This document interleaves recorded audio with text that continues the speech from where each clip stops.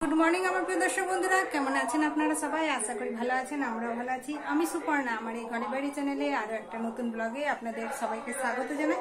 তো আজকে হয়ে গেল শনিবার, আর একদিন পরে হচ্ছে ভোট, মানে আমাদের এখানে সোমবার ভোট।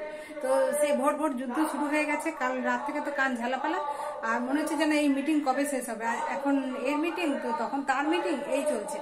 তো হয়তো আজকে আমার এই ভয়েসটা যেতে আপনাদের কাছে একটু অসুবিধা হবে, কিন্তু আমি তার জন্য ক্ষমা চাইছি, একটু কষ্ট করে শুনে নেবেন। তো চলুন সকাল সকাল ব্লগটা শুরু করি, আমার সাথে থাকুন, দেখতে থাকুন, আশা করি ভালো লাগবে। আজকে মেয়ে সকাল সকাল স্কুল না থাকলেও আছে টিউশন। তো রান্না বান্না স্টপ করে দিয়ে ওর জন্য টিফিনে বানিয়ে দিচ্ছি চাউমিন।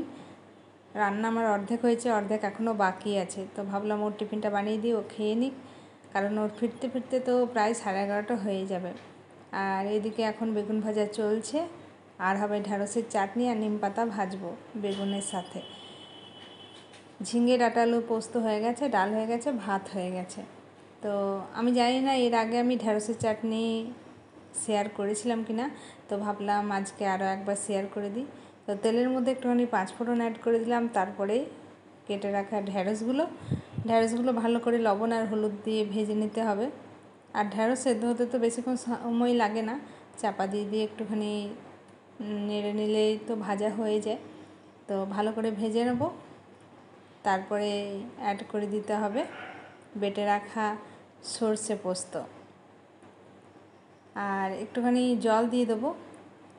আর আমি যে তেঁতুলটাকে ভিজিয়ে রেখেছিলাম সেই তেঁতুলের কাঠ দিয়ে দেবো যখন দেখবো ঢ্যাঁড়সগুলো সেদ্ধ হয়ে গেছে, কারণ টক দিলে এরকমই সবজি সেদ্ধ হয় না, সেই কারণে ঢ্যাঁড়সগুলো সেদ্ধ হওয়া পর্যন্ত ওয়েট করতে হবে। তারপরে তেঁতুলটা দিয়ে একটুখানি মিষ্টি দিতে হবে, কারণ যেহেতু তেঁতুল দিয়েছি।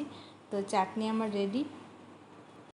এখন ঘড়িতে হয়ে গেছে 10:30। তো মেয়েকে আনতে যাওয়ার সময় হয়ে গেছে। বাড়ির কাজ করে স্নান করতে করতেই তো সময় হয়ে গেছে, আজকে আর টিফিন খাওয়ার আমার সময় হলো না। তো এদিকে মেয়ের ছুটি হয়ে গেছে 11টা বাজতে না বাজতেই। তো দোকানে দাঁড়িয়ে দাঁড়িয়ে খেয়ে নিলাম পেটাই পরোটা। আর আজকে না বাইরে সেরকম রোদ্দুর নেই, কিন্তু প্রচণ্ড গরম আজকে, পুরো যেন একেবারে ভাপ উঠছে। তো খুব কষ্ট হচ্ছিল। আর আজকে তো এমনি শনিবার আমার একটু চাপ থাকে।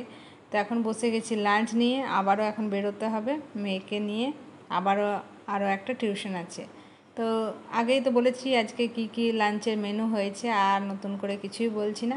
খাবারটা খেয়ে নিই, তারপরে আবার ফিরে আসছি।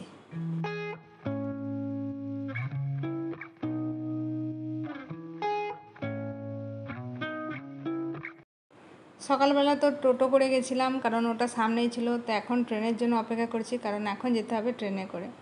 আর গরমের কথা কি বলবো, গরম তো প্রচণ্ডই লাগছে। তোকে দিয়ে আসি, মেয়েকে দিয়ে এসে তো মায়ের খাওয়ার টাইম হয়ে গেছিলো, সে কারণে মাকে দিয়ে দিচ্ছি খেতে, আর আমি বারান্দার মধ্যে বসে পড়েছি। আর আজকে সকালের থেকেই বললাম যে রোদ্দুর ওঠেনি, মেঘলা মেঘলা ওয়েদার আছে, আর সাথে এখন বেশ হাওয়াও চলছে।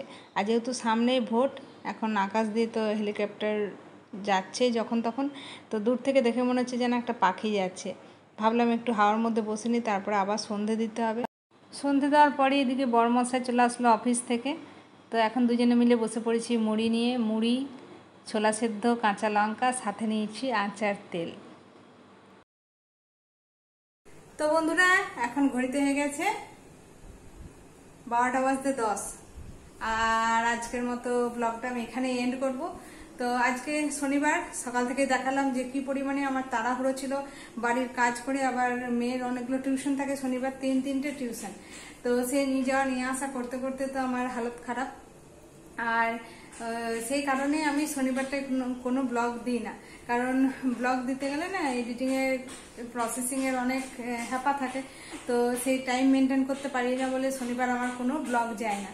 তো যাই হোক, আজকের মতো ব্লগটা আমি এখানেই এন্ড করছি। যদি আজকের এই ভিডিওটা আপনাদের কোথাও ভালো লেগে থাকে, তাহলে ছেড়ে যাওয়ার আগে লাইক করবেন, শেয়ার করবেন, কমেন্টে জানাবেন কেমন লেগেছে। আর যারা আমার চ্যানেলটাকে এখনো পর্যন্ত সাবস্ক্রাইব করেনি, তারা চ্যানেলটাকে সাবস্ক্রাইব করে দিয়ে আমার পাশে থাকবেন। কালকে আবারও ফিরে আসবো নতুন একটা ব্লগ নিয়ে। ততক্ষণের জন্য আপনারা সবাই সুস্থ থাকুন, ভালো থাকুন। Bye, good night.